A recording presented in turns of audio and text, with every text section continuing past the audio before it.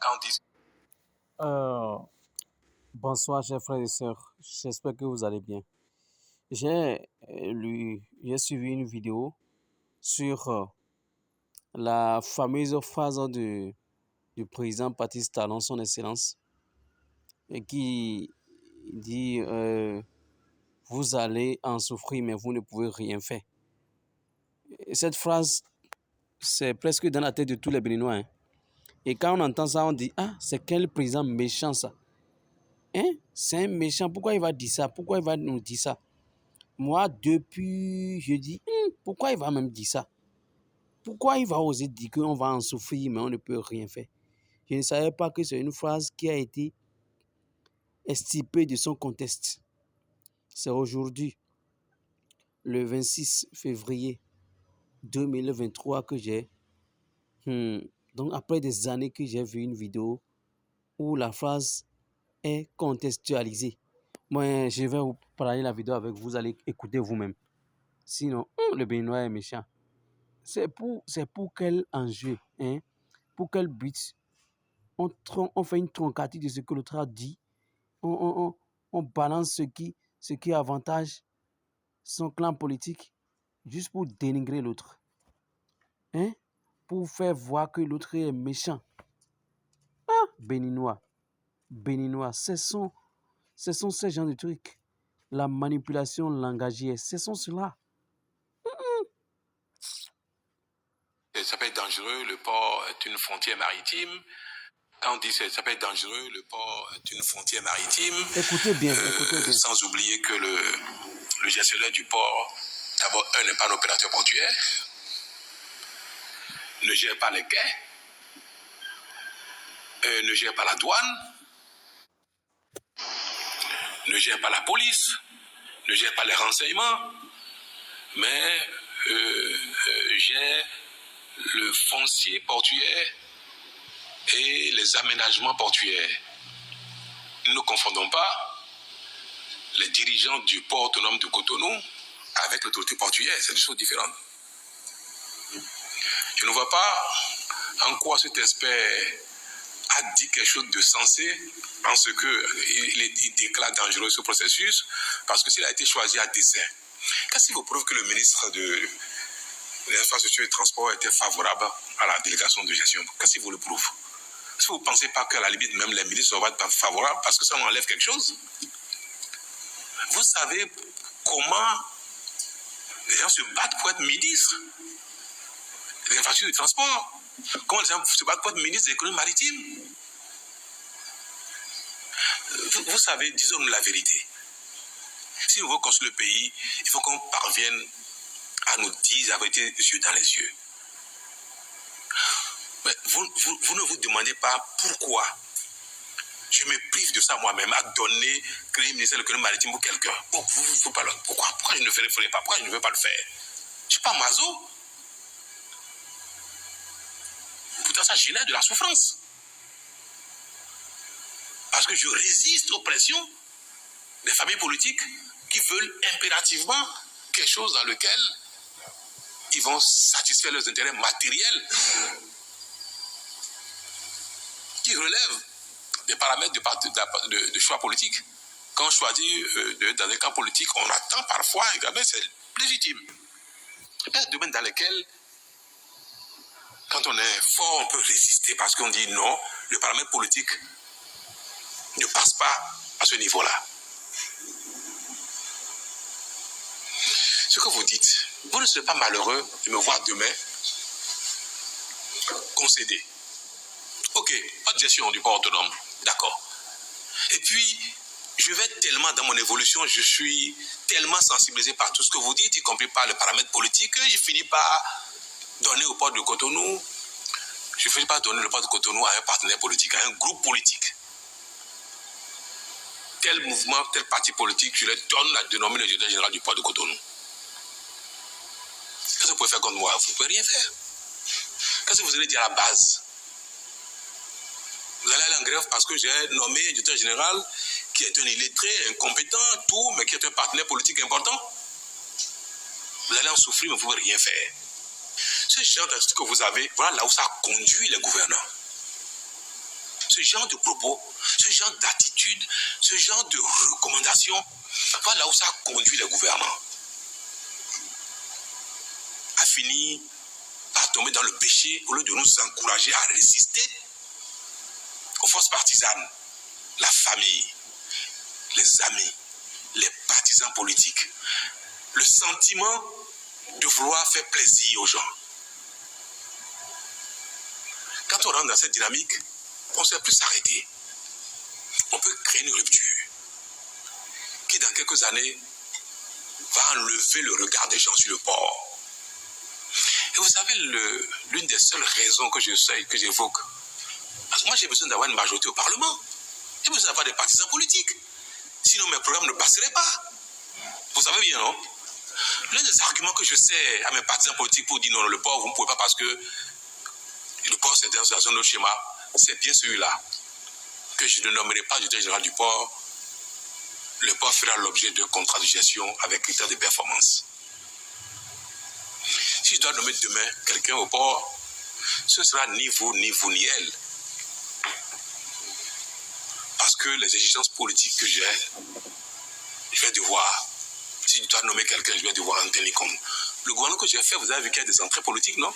Des gens qui viennent de groupes politiques qui constituent aujourd'hui ma majorité au Parlement. Et j'en ai besoin. C'est la vie qui est comme ça. C'est le pouvoir politique qui est comme ça. Je ne peux pas échapper à ça. Même si je ne suis pas candidat en 2021, j'ai besoin d'avoir une gouvernance tranquille jusqu'en 2021. Donc, Ne gère pas la police, ne gère pas les donc qui nous a provoqué l'enseignement, mais j'ai le foncier portuaire. Donc, si vous entendez bien ce que le président vient de dire, si vous entendez bien ce que le président vient de dire, et les aménagements portuaires, je vais expliquer. Nous ne confondons pas les dirigeants du port. Si vous entendez bien ce que le président vient de dire là, la phrase vous allez en souffrir, mais vous ne pouvez rien faire là, ce n'était pas une affirmation, c'était une déclaration contextualisée. C'est une hypothèse, hein, pour expliquer comment la pression que les familles politiques ont sur les gouvernants, bien sûr le président, l'exécutif. Si l'exécutif lui-même, il n'est pas debout sur ses pieds et il cède toujours aux pressions de sa famille politique, voilà ce que ça va donner. Parce que sa famille politique va dire je veux être, moi qui veux ce poste, moi qui veux, il faut me nommer ici, il faut me nommer ici. Et donc il va dire bon, comme c'est celui qui me supporte en politique, il faut que je nomme celui-là. Et quand il dit ça, ça veut dire qu'il a cédé, il n'a pas regardé la compétence, il a regardé juste parce que la personne est de sa famille politique. Et c'est ça le président dit. Même s'il fait ça, il a le pouvoir de faire ça, non? Même s'il fait ça, les gens vont en souffrir, mais les gens ne pourront rien faire. Mais en réalité, il n'a pas fait ça. Il a dit à cela lui résiste. C'est à cela lui résiste. C'est ce qu'il en a dit. Mais il a dit d'expliquer que le pouvoir qu'on lui a confié lui a donné la capacité de faire ça. Il a le pouvoir de le faire. Et personne ne pourra rien faire s'il le fait. Parce que c'est le pouvoir qu'on lui a. On lui confie un pouvoir qui lui a donné toute cette possibilité-là. Vous voyez ça? Mais malgré ça, que lui il n'a pas fait une telle chose. C'est ce qu'il explique. Mais pourquoi le Béninois a déplacé, estipé cette phrase-là de son contexte? C'est grâce à M. Verdugo Wecom que j'ai compris ça. Sinon, moi, mais je ne savais pas. Il a publié ça, il dit la fameuse phrase qui a été extirpée de son contexte revient et situe ceux qui comprennent la langue française et non ceux qui savent juste lire et écrire. Cette séquence répond sur son choix de redynamiser tous les secteurs et dépolitiser bon nombre. Parce que si on ne dépolitise pas, dépolitiser veut dire qu'on ne doit pas forcément nommer la famille politique comme des dans la gestion des affaires. C'est pas forcé qu'on aime la famille politique, c'est pas forcé. On regarde la compétence, celui qui va faire évoluer le pays. Et parfois, quand on nomme une famille politique, ça fait que chacun vient, il mange pour lui et il part. Et on fait la politique juste parce qu'on veut être nommé. Ce n'est pas normal. Ce n'est pas normal. Ça n'avantage pas le pays. Ça n'avantage pas nos pays.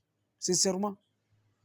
Et c'est chaque fois celui qui est de sa famille politique qui doit nommer, que l'exécutif doit nommer. Ça n'avantage pas nos pays. C'est pourquoi il faut dépolitiser d'abord. Vous voyez ce qui se passe dans le géant Nigeria qui est à côté, non? Allez-y, écoutez leurs souffrances. Tout est politisé.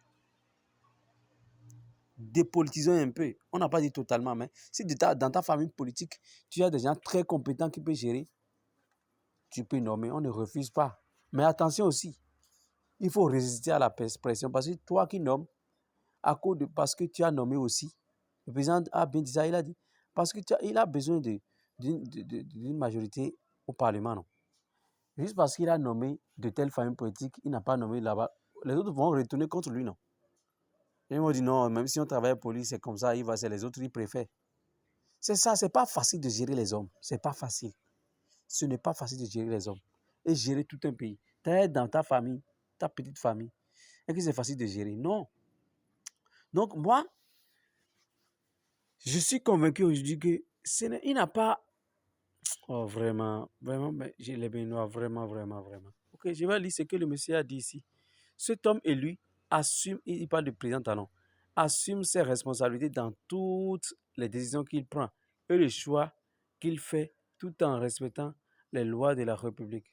Citant le clientélisme, la gabegie, le défaut de transparence, la corruption ont montré leurs limites. Il faut d'autres paradigmes pour enfin faire ce pourquoi on est élu.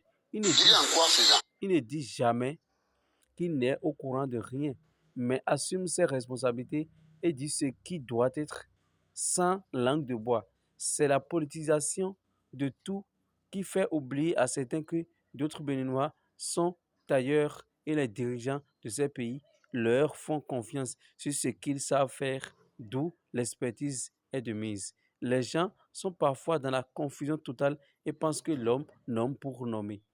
Bon, lisons les commentaires.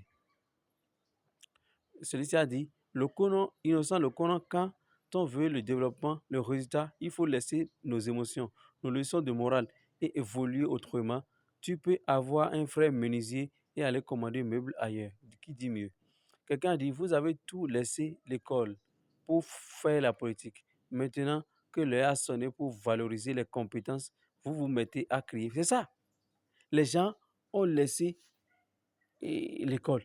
Ils ne veulent pas la compétence. Et ils se sont lancés dans la politique. Parce qu'ils savent que là-bas, même s'ils ne sont pas compétents, il suffit de faire la politique. On te nomme et là, tu bouffes pour toi et tu détournes les fonds et tu pars avec. Donc c'est politique ou rien, quoi. Les gens, la plupart, les gens n'ont pas quelque chose dans la tête, mais ils savent que c'est pas là. En même temps, ils sont politiciens, c'est fini. C'est fini. Par là, ils vont manger, même s'ils n'ont pas de compétences. Mais c'est ce que le président a révisé. C'est ça que M. Antoine Akonadje est en train de dire ici. Il dit talon fait vert. Même s'il faut recruter un Américain pour gérer les langues locales au Bénin, fais-le seulement. Le peuple veut le résultat et non la tête. Bonsoir, Papa Talon. Le peuple, Boris Berin dit, bonsoir, Papa Talon. Le peuple est derrière vous. Quelqu'un dit, si un président doit attendre que tout le monde soit d'accord sur un point avant de prendre une décision, je vous le jure qu'il fera rien jusqu'à la fin de son mandat. Et un président, c'est celui qui prend des décisions courageuses et il assume la responsabilité, quelle que soit la tempête. Il n'est pas là pour impressionner quelqu'un et il a sa méthode de fonctionnement. Donc, vous ne pouvez pas lui imposer ceux avec qui il doit travailler. Et une réforme qui fait plaisir à tout le monde n'est pas une réforme. On doit dépolitiser toutes nos administrations. Comme ça, on va éviter toute lutte pour le pouvoir au sein de nos administrations. Merci. Celui-ci dit, il faut que nous, il faut qu'on nous prête ce monsieur au Niger.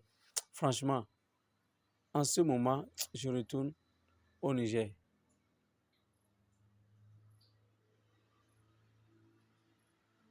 Quelqu'un dit, quand un homme a les boules, les testicules bien posés à sa place, il ne dandine pas à la cadence des groupes politiques. C'était la fragilité de la République pagailleuse d'hier, où le président danse au rythme des loups de la politique béninoise et Ouzou Dandan.